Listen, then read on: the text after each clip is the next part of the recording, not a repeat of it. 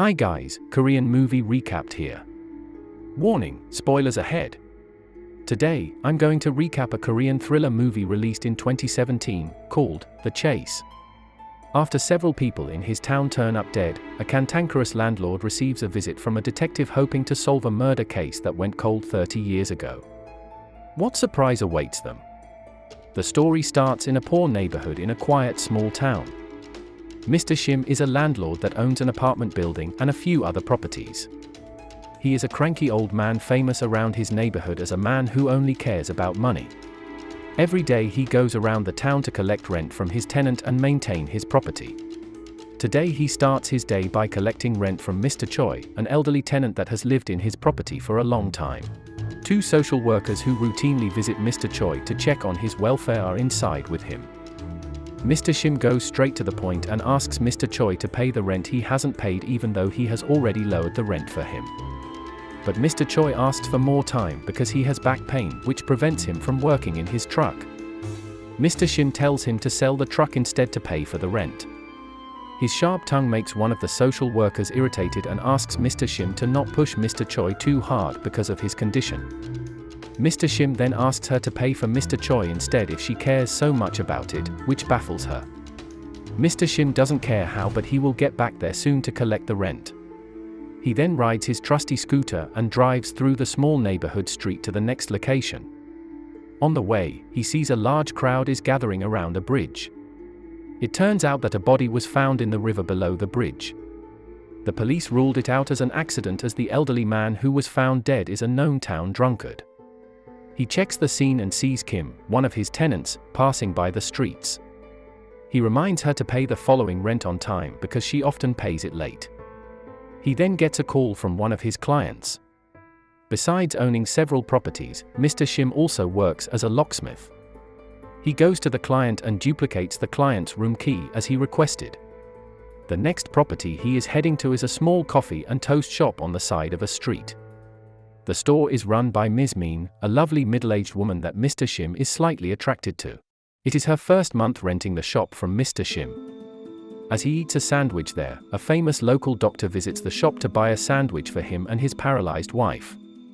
Ms. Min is amazed by the dedication of the doctor to taking care of the paralyzed wife. But Mr. Shim's sharp tongue instinctively pity the husband. Suddenly, he gets a call from Lee, the local police officer. He is asked to help the police open a locked door because a lonely elderly man is found dead and rotting in his house. Is it really a natural death? There is no suspicious evidence that says otherwise, but it sure makes Mr. Shim worried. At night, Mr. Shim goes back to Mr. Choi's apartment. The recent event makes him worried about Mr. Choi. When he gets to the apartment, he sees the door is open with a busted knob. The lights inside are all on, but he can't find Mr. Choi inside. Suddenly Mr. Choi appears, which makes Mr. Shim glad. He invites Mr. Shim to eat dinner with him, and as expected, he gets scolded by Mr. Shim for having such a feast instead of paying the rent. It turns out that Mr. Choi is expecting a detective to visit him, his ex-co-worker. It's the first time Mr. Shim has heard that Mr. Choi is an ex-detective. The recent accident reminds him of an old unsolved case back in his day. Elderly men were found dead, followed by a missing or dead young girl. Mr. Choi knew the two deceased elderly that were found dead today. They routinely meet at the church for a free meal every Wednesday and Thursday. But they were not seen on Thursday last week, making him think they were killed last week on Wednesday night. Coincidentally, today is also Wednesday. Mr. Shim laughs it out. Meanwhile, Kim is walking on the empty street back to her apartment. It seems like someone is observing her from afar. When she gets back to the apartment, someone ambushes her. Fortunately, it turns out to be her friend that illegally squats there. The night is late, Mr. Shim heads back to his room. He sees that Mr. Choi's door is damaged and can't be closed. He tells Mr. Choi that he will fix it tomorrow morning. Mr. Choi smiles at him as Mr. Shim walks away. On the way to his room, he hears Kim is talking to someone inside her apartment. Mr. Shim is about to warn her about her rent and the illegal squatter. He hears from outside the door that she has already sent all her money to her poor family, so she can't pay the rent. Hearing this, he gives up the idea and goes straight to his room. On the following day, he meets Kim as she is about to leave for work. As usual, he scolds her about the rent and warns her about the illegal squatter. He then goes to Mr. Choi's room to fix the door. After fixing it, he goes inside. To his surprise, he finds him already dead with a rope around his neck. Someone strangles him when he is about to close the broken door last night. The social service workers that routinely visit him come and also become shocked by the scene they see. When the police come, the social worker tells the police that Mr. Shim keeps pushing Mr. Choi to pay his rent. She indirectly says that Mr. Choi is dead because of him. It angers Mr. Shim as he walks away. The news about the dead tenant quickly spread. Restaurants around his neighborhood deny service to him. He goes to Ms. Mean's shop, but it's closed on Thursday. He gets back to his room and sits quietly in his kitchen. On the next day, Kim approaches him to tell him that she will move out soon because of her situation. Mr. Shim asks her if she also thinks that he killed Mr. Choi. But Kim doesn't believe that Mr. Shim is a bad person. Despite his harsh words, he never kicks out tenants even if they pay rent late. Mr. Choi would also think the same way. As Kim walks away, those words touch Mr. Shim, and he decides to investigate Mr. Choi's room. Inside the room, he finds the photo of Mr. Choi's son and granddaughter. Suddenly, a man tackles him from behind. That eccentric-looking man asks where Mr. Choi is, then headbutts Mr. Shim. Mr. Shim tells him that Mr. Choi hanged himself, which doesn't seem right according to that man. He rummages through the room and finds a flight ticket to the USA, the country where his son's family lives. The son sends him the ticket so they can meet for the first time in 20 years, so that man believes that Mr. Choi will not kill himself. It is a murder case. Mr. Shim still is not convinced by it. At night, Kim just gets home from her work. She sees her friend passed out in the toilet, possibly from drinking too much. She tries to talk to her, but she doesn't respond. When Kim tries to move her, she sees a pool of blood under her dead friend. Shocked by it, she slowly backs away and reaches for her phone. But the killer is still hiding in the room and gets her. Mr. Shim's room is right below Kim's room, so he hears the commotion from his bed but ignores it, then goes back to sleep. In the morning, Mr. Shim goes to Ms. Mean's shop to have breakfast. He meets with the eccentric man again. It turns out that his name is Park, an ex-detective who is also Mr. Choi's ex-partner. As they have their breakfast, they continue to discuss the current situation resembling the unsolved case 30 years ago. 3 elderly men have been found dead so far. If it's the same perpetrator, the next victim would be a young woman. Park asks Mr. Shim if he knows a possible victim. He remembers a strange sound from Kim's room last night but keeps quiet about it since he is unsure. Mr. Shin then leaves Park and quickly goes to room 205 to check on Kim.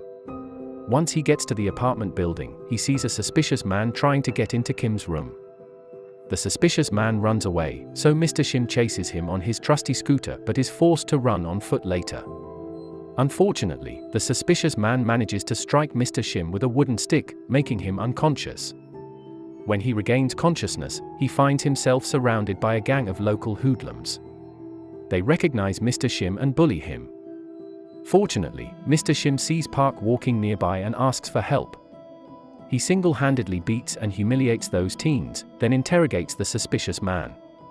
It turns out that he is Kim's friend's boyfriend. He tries to break into the room because his girlfriend doesn't reply to his call, so does Kim. Sensing something wrong, Mr. Shin and Park then go back to check room 205. Park notices a pool of blood dripping from the refrigerator inside the room, which makes Mr. Shim slip. They find Kim's friend's head inside it, but they can't find any trace of Kim. Park forbids Mr. Shim to call the police because if Kim is still alive, that would be like killing her. Confused by the situation, Mr. Shim runs back to his room to change his bloody clothes. Park follows him and suggests working together to solve the case. They start by checking Mr. Choi's truck, which turns out to be filled with the old case file. Long after retiring, Mr. Choi still tries to solve the case. Mr. Shim looks at the old file and finds similarities with the current situation. The last victim looks identical to Kim and makes him sure now that the old perpetrator is on the hunt again. It turns out that there is one victim that survived. To Mr. Shim's surprise, she is someone he knows, which is Ms. Mean. but she lost her memory, so the police couldn't get any clue from her. Park met the killer before when he killed his partner, but he wore a mask so he couldn't see his face well. Using Mr. Choi's investigation book, they start looking around the city to investigate all possible suspects. One day, Park sees the local doctor with his paralyzed wife. It reminds him of the killer. The doctor's name is Dr. Na, who recently moved to the area for medical volunteer work. They start to investigate him more and decide to break into his house when he is away. As Mr. Shim breaks into the house, Park tells Dr. Na to warn Mr. Shim if he returns home. Mr. Shim finds a suspicious locked room in the garden and tries to bust it open. Unfortunately, Park loses Dr. Na in the busy market. When he tries to look for him, the hoodlum gang approaches him to avenge what he did to them. Despite his age, the badass Park manages to beat them again. But the kid manages to stab him from the back. Meanwhile, Dr. Na catches Mr. Shim trying to open the locked room. But fortunately, the mad lad Park manages to come in time while holding his bloody stomach. As they open the door, it turns out that Dr. Na hides a garden of illegal poppy flowers that he grows as medicine for his paralyzed wife. Park can't accept the truth as he is sure that Dr. Na is the killer he met years ago. He ransacks the place and is about to shoot Dr. Na. Mr. Shim tries to stop him, but it is too late. Park already fired his gun. But something is not right. The weapon he brought turns out to be a toy gun, and Park acts weirdly. Mr. Shim finds a tag around Park's neck, which says that he is an Alzheimer patient. Is it all just Park's playing detective when his mind is deteriorating? Mr. Shim calls the number on the tag. The medical team from the hospital came to pick Park up. Park's son, who is also a police officer, thanks them and drives away with him. Mr. Shim apologizes to Dr. Na and goes back to his room. He contemplates in his room alone and remembers that Mr. Choi says that there is another elderly man that is still missing, so he goes to the man's house to investigate more. Meanwhile, police officer Lee also starts investigating the odd case. When Mr. Shim gets there, he finds the elderly man hanging from the ceiling. He also finds a key and a ripped cloth with a particular motive. He remembers that it belongs to one of his clients, who he duplicates key for at the start of the story. He quickly rushes to that man's place and breaks into the room. Inside, he finds pictures and details of elderly people in the area. Suddenly, he hears someone coming.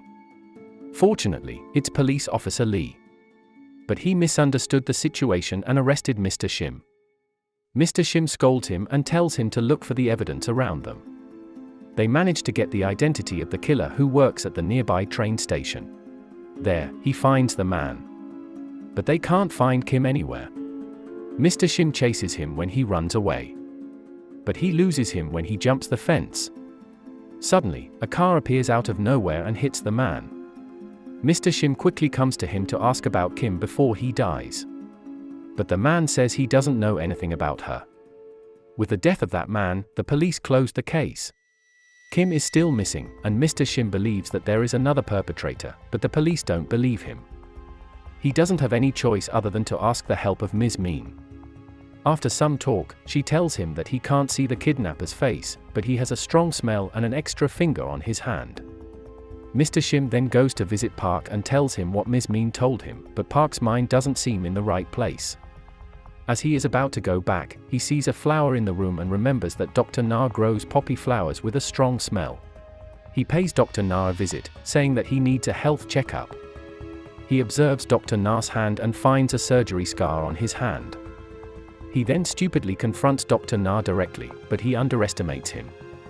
Before Mr. Shim can act, Dr. Na bashes his head, then brings them to a secret room in the poppy garden where he locks Kim. As Park suspected, Dr. Na is the real killer from 30 years ago, and the man from the train station is only a copycat who he tries to put the blame on to make his crime a perfect crime. He plans to make Kim paralyzed and replace his wife with her. When Dr. Na is about to mutilate his wife, suddenly our boy Park appears. This time he brings a real gun. Mr. Shim helps unshackle Kim as Park quarrels with Dr. Na. When Park strangles him, Dr. Na manages to grab Park's gun and shoot him. He shoots his own wife, then chases Mr. Shim and Kim outside. They hide at a nearby construction site as Dr. Na pursues them. In another foolish attempt, Mr. Shim tries to hit him with a rock but fails. When Dr. Na is about to finish Mr. Shim, you won't believe who suddenly appears out of nowhere. The man. The legend. The Myth Park once again comes to the rescue. They struggle to hold Dr. Na a bit but eventually manage to beat him. The story ends with Mr. Shim at the hospital, enjoying his life with Kim and the lovely Ms. Mean by his side. Make sure to subscribe and turn on notifications so you can watch more videos like this. Thanks for watching, and see you next time.